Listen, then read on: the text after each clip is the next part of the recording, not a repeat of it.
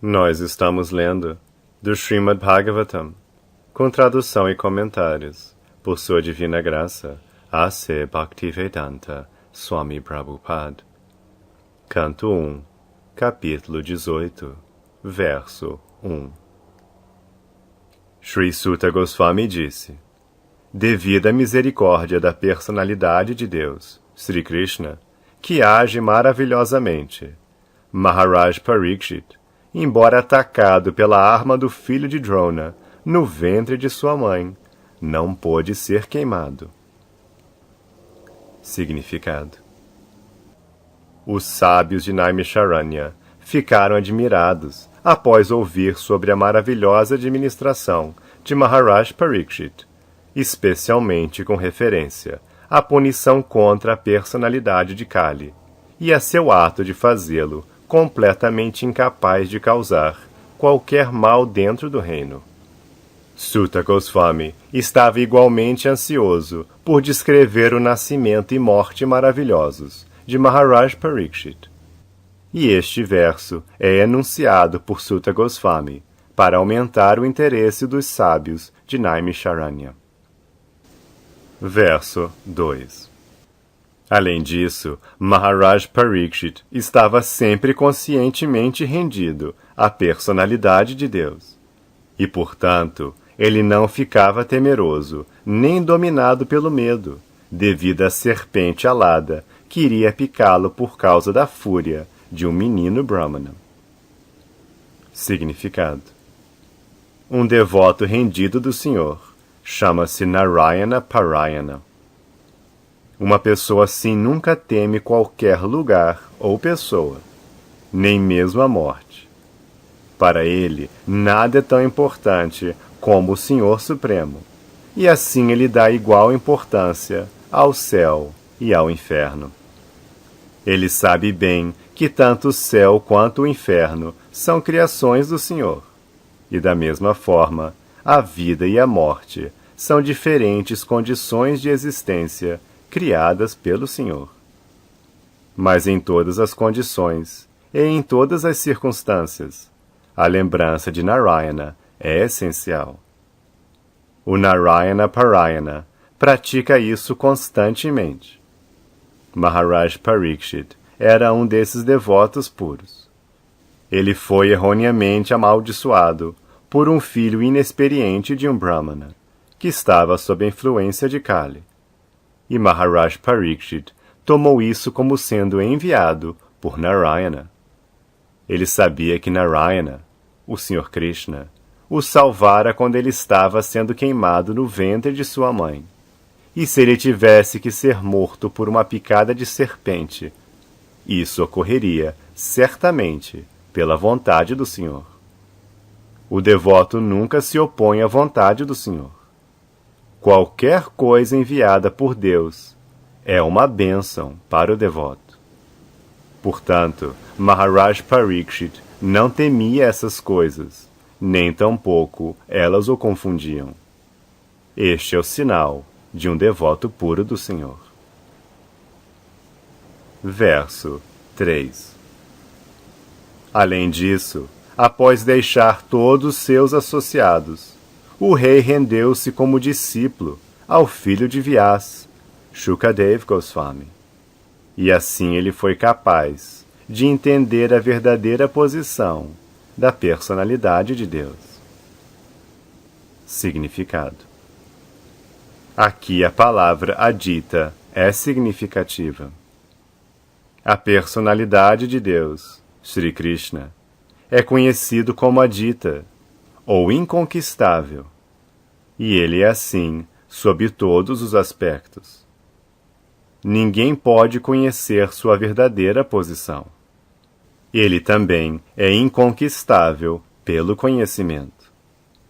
Temos ouvido sobre seu Dhamma, ou lugar, a eterna Goloka Vrindavana, mas há muitos eruditos que interpretam essa morada de diferentes maneiras. Porém, pela graça de um mestre espiritual, como Shukadeva Goswami, a quem o rei entregou-se como o mais humilde discípulo, somos capazes de entender a verdadeira posição do Senhor, sua morada eterna e sua parafernália transcendental, naquele Dhamma, ou morada.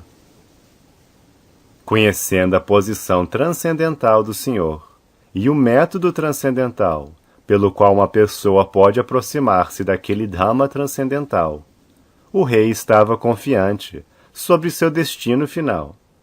E por saber disso, ele conseguiu deixar de lado todas as coisas materiais, mesmo seu próprio corpo, sem qualquer dificuldade de apego.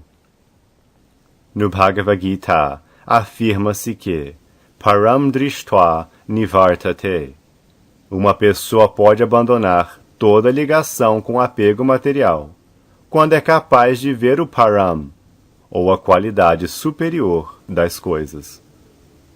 Do Bhagavad Gita, compreendemos a qualidade da energia do Senhor, que é superior à qualidade material de energia.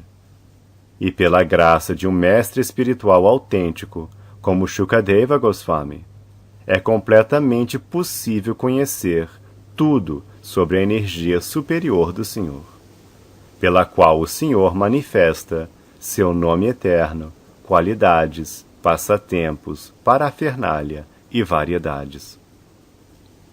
A menos que se entenda totalmente essa energia superior ou eterna do Senhor, não é possível deixar a energia material, por mais que se especule teoricamente sobre a verdadeira natureza da verdade absoluta. Pela graça do Senhor Krishna, Maharaj Parikshit foi capaz de receber a misericórdia de uma personalidade, como Shukadeva Goswami, e assim ele foi capaz de conhecer a verdadeira posição do Senhor inconquistável. É muito difícil encontrar o Senhor a partir das literaturas védicas, mas é muito fácil conhecê-lo pela misericórdia de um devoto liberado, como Shukadeva Goswami. Verso 4. Isso sucedeu porque aqueles que dedicaram suas vidas aos tópicos transcendentais da personalidade de Deus, a quem celebram os hinos védicos, e que estão constantemente ocupados em lembrar-se dos pés de lótus do Senhor, não correm o risco de ter concepções errôneas, mesmo no momento final de suas vidas. Significado: a perfeição máxima da vida alcança-se ao lembrar a natureza transcendental do Senhor no momento final de nossa vida. Essa perfeição da vida torna-se possível para alguém que tem aprendido a verdadeira natureza transcendental do Senhor, a partir dos hinos védicos, cantados por uma alma liberada, como Shukadeva Goswami, ou por alguém nesta linha de sucessão discipular. Não há benefício em ouvir os hinos védicos de algum especulador mental, quando os mesmos são ouvidos de uma verdadeira alma autorrealizada e são adequadamente entendidos pelo serviço e submissão. Tudo torna-se transparentemente claro. Assim, um discípulo submisso é capaz de viver transcendentalmente e continuar assim até o fim da vida. Através da adaptação científica, uma pessoa é capaz de lembrar-se do Senhor, mesmo no fim da vida, quando o poder de lembrança se afrouxa devido à desorganização das membranas corpóreas. Para um homem comum, é muito difícil lembrar-se das coisas como elas são, no momento da morte. Mas pela graça do Senhor e de seus devotos fidedignos, os mestres espirituais, podemos obter essa oportunidade sem dificuldade. E foi isso o que aconteceu no caso de Maharaj Parikshit. Verso 5. Enquanto o grande e poderoso filho de Abhimanyu permanecer como imperador do mundo, não haverá possibilidade de que a personalidade de Kali floresça. Significado: como já explicamos, a personalidade de Kali havia entrado na jurisdição desta terra há muito tempo e estava procurando uma oportunidade de espalhar sua influência por todo o mundo. Mas ele não podia fazer isso satisfatoriamente, devido à presença de Maharaj Parikshit. Assim funciona um bom governo. Os elementos perturbadores, como a personalidade de Kali, tentarão sempre estender suas atividades nefastas, mas é dever do Estado idôneo impedi-los por todos os meios. Embora Maharaj Parikshit atribuísse lugares para a personalidade de Kali, ao mesmo tempo ele não deu nenhuma oportunidade à personalidade de Kali de desencaminhar os cidadãos. Verso 6. No mesmo dia e momento em que a personalidade de Deus, o Senhor Sri Krishna, deixou esta terra, a personalidade de Kali, que promove todos os tipos de atividades irreligiosas, veio a este mundo. Significado: a personalidade de Deus e seu santo nome, qualidades, etc., são todos idênticos. A personalidade de Kali não era capaz de entrar na jurisdição da terra, devido à presença da personalidade de Deus. E da mesma forma, se há um arranjo para o constante cantar dos santos nomes, qualidades, etc., da suprema personalidade de Deus, não há absolutamente nenhuma possibilidade de a personalidade de Kali entrar. Esta é a técnica de expulsar a personalidade de Kali do mundo. Na sociedade humana modernizada, há grandes avanços na ciência material, como o invento do rádio para propagar o som no ar. Assim, ao invés de vibrar algum som maçante para o gozo dos sentidos, se o Estado providenciasse a distribuição do som transcendental, fazendo ressoar o santo nome, a fama e as atividades do Senhor, como são autorizadas no Bhagavad Gita ou no Srimad Bhagavatam, criar-se-ia então uma condição favorável e os princípios da religião seriam restabelecidos no mundo. E assim os líderes executivos, que estão tão ansiosos por expulsar a corrupção do mundo, seriam exitosos. Nada é mal se usado adequadamente para o serviço do Senhor. Verso 7. Maharaj Parikshit era um realista, assim como as abelhas que aceitam somente a essência de uma flor. Ele sabia perfeitamente bem que nesta era de Kali as coisas auspiciosas produzem bons efeitos imediatamente, ao passo que os atos inauspiciosos têm que ser realmente executados para surtirem efeito. Assim, ele nunca teve inveja da personalidade de Kali. Significado: a era de Kali é chamada de Era Caída. Nesta era caída, porque os seres vivos estão numa posição incômoda, o Senhor Supremo dá-lhes algumas facilidades especiais. Assim, pela vontade do Senhor, um ser vivo não se torna vítima de um ato pecaminoso, até que o ato seja realmente executado. Em outras eras, simplesmente por pensar em executar um ato pecaminoso, uma pessoa tornava-se vítima do ato. Pelo contrário, um ser vivo nesta era recebe os resultados de atos piedosos, simplesmente por pensar neles. Maharaj Parikshit, sendo o rei mais erudito e experiente, pela graça do Senhor, não era desnecessariamente invejoso da personalidade de Kali, porque ele não pretendia dar-lhe nenhuma oportunidade para executar qualquer ato pecaminoso.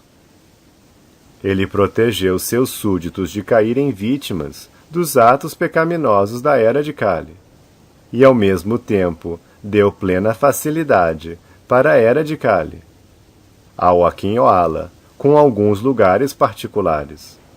No final do Srimad Bhagavatam, se diz que, muito embora todas as atividades nefastas da personalidade de Kali estejam presentes, há uma grande vantagem na Era de Kali. Podemos alcançar a salvação simplesmente cantando o santo nome do Senhor. Desse modo, Maharaj Parikshit fez um esforço organizado para propagar o canto do santo nome do Senhor. E assim ele salvou os cidadãos das garras de Kali. É unicamente devido a esta vantagem que às vezes grandes sábios desejam todo o bem para a Era de Kali. Nos Vedas, também se diz que através de conversação sobre as atividades do Sr. Krishna, podemos livrar-nos de todas as desvantagens da Era de Kali. No início do Srimad Bhagavatam, também se diz que pela recitação do Srimad Bhagavatam, o Senhor Supremo torna-se imediatamente cativo dentro de nossos corações. Essas são algumas das grandes vantagens da Era de Kali. E Maharaj Parikshit aproveitou todas as vantagens e, sendo fiel ao seu culto Vaishnava, não cogitou nenhum mal contra a Era de Kali. Verso 8. Maharaj Parikshit considerou que os homens menos inteligentes poderiam julgar a personalidade de Kali muito poderosa, mas que aqueles que fossem autocontrolados nada teriam a temer. O rei era poderoso como um tigre e zelava pelas pessoas tolas e descuidadas. Significado: aqueles que não são devotos do Senhor são descuidados e sem inteligência. A menos que a pessoa seja totalmente inteligente, ela não pode ser um devoto do Senhor. Aqueles que não são devotos do Senhor tornam-se vítimas das ações de Kali. Não será possível criar uma condição sadia na sociedade, a menos que estejamos preparados para aceitar os modos de ação adotados por Maharaj Parikshit, isto é, a propagação do serviço devocional ao Senhor para o homem comum. Verso 9. Ó sábios, conforme vós me perguntastes, agora já descrevi quase tudo a respeito das narrações sobre o Sr. Krishna, em relação com a história do piedoso Maharaj Parikshit. Significado: o Srimad Bhagavatam é a história das atividades do Senhor. E as atividades do Senhor são realizadas em relação com os devotos do Senhor. Portanto, a história dos devotos não é diferente da história das atividades do Sr. Krishna. Um devoto do Senhor considera em nível de igualdade tanto as atividades do Senhor quanto as de seus devotos puros, pois todas elas são transcendentais. Verso 10. Aqueles que têm desejo de alcançar a completa perfeição na vida devem ouvir submissamente todos os tópicos que estão vinculados com as atividades e qualidades transcendentais da personalidade de Deus, que age maravilhosamente. Significado: a audição sistemática das atividades transcendentais, qualidades e nomes do Senhor Sri Krishna nos impulsiona rumo à vida eterna. A audição sistemática significa conhecê-lo gradualmente, de verdade e de fato. E esse ato de conhecê-lo de verdade e de fato significa atingir a vida eterna, como se afirma no Bhagavad Gita. Essas atividades transcendentais e gloriosas do Senhor Sri Krishna são o remédio prescrito para neutralizar o processo de nascimento, morte, velhice e doença, que são considerados como as recompensas materiais para o ser vivo condicionado. A culminação deste estado perfectivo de vida é a meta da vida humana e o alcance de bem-aventurança transcendental. Verso 11. Os bons sábios disseram: ó grave Suta Goswami, que tu vivas muitos anos e tenhas fama eterna, pois estás falando muito bem sobre as atividades do Senhor Krishna, a personalidade de Deus. Para seres mortais como nós, isso é exatamente como néctar. Significado: quando ouvimos sobre as qualidades e atividades transcendentais da personalidade de Deus, podemos sempre lembrar o que o próprio Senhor fala no Bhagavad Gita 4.9. Seus atos, mesmo quando ele age na sociedade humana, são todos transcendentais, pois eles são todos acentuados pela energia espiritual do Senhor, que é distinta da sua energia material. Como se afirma no Bhagavad Gita, tais atos chamam-se Divyam. Isso significa que ele não age, nem nasce como um ser vivo comum, sob a custódia da energia material. Tampouco seu corpo é material ou mutável, como os dos seres vivos comuns. E aquele que entende este fato, seja da parte do Senhor, seja das fontes autorizadas, não renasce após deixar o atual corpo material.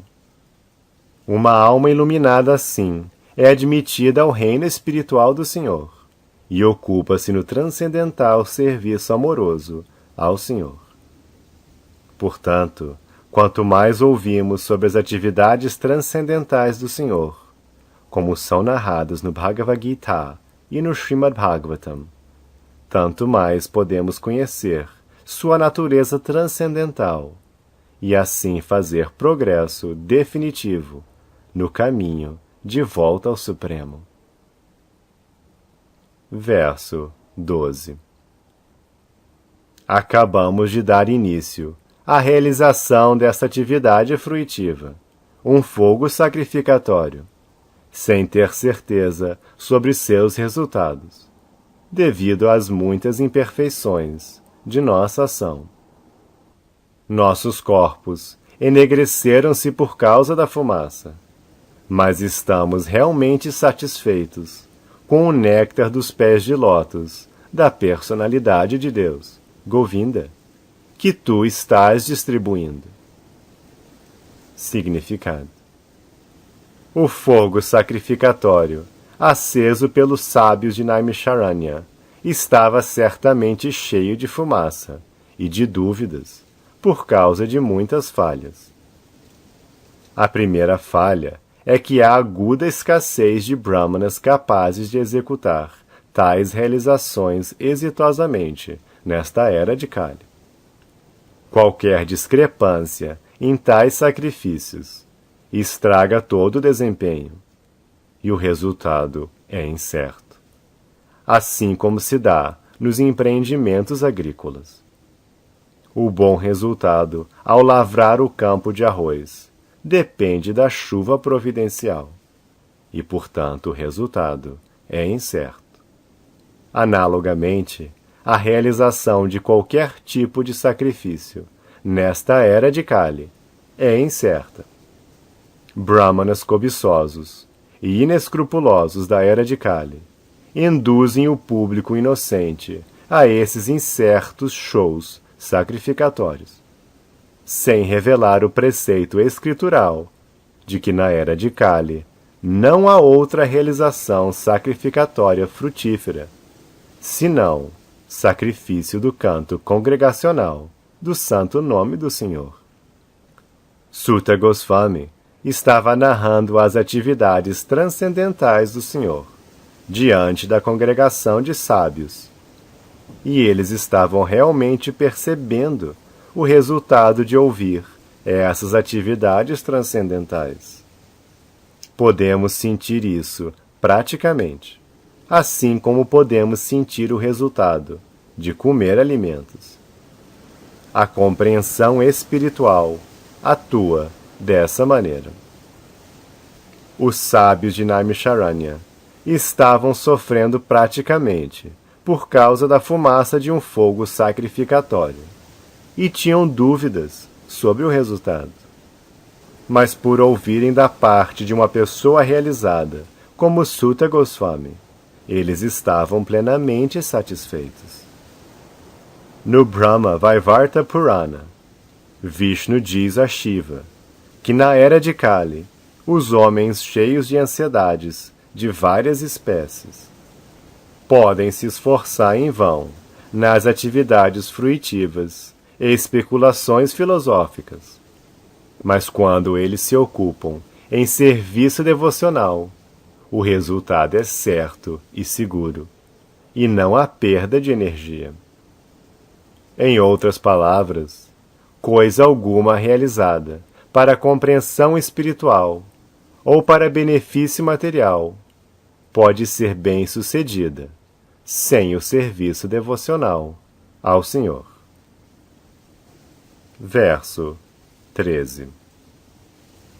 O valor de um momento de associação com o devoto do Senhor não pode nem mesmo ser comparado à consecução dos planetas celestiais ou à liberação da matéria, para não falar das bênçãos mundanas sob a forma de prosperidade material, que são para aqueles cujo destino é a morte.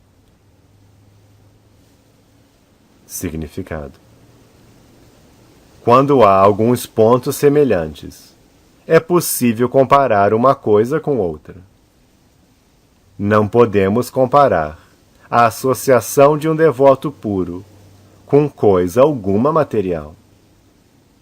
Os homens que se entregam à felicidade material aspiram a alcançar os planetas celestiais, como a Lua, Vênus e Indraloka. E aqueles que são avançados em especulações filosóficas materiais aspiram à liberação de todo cativeiro material.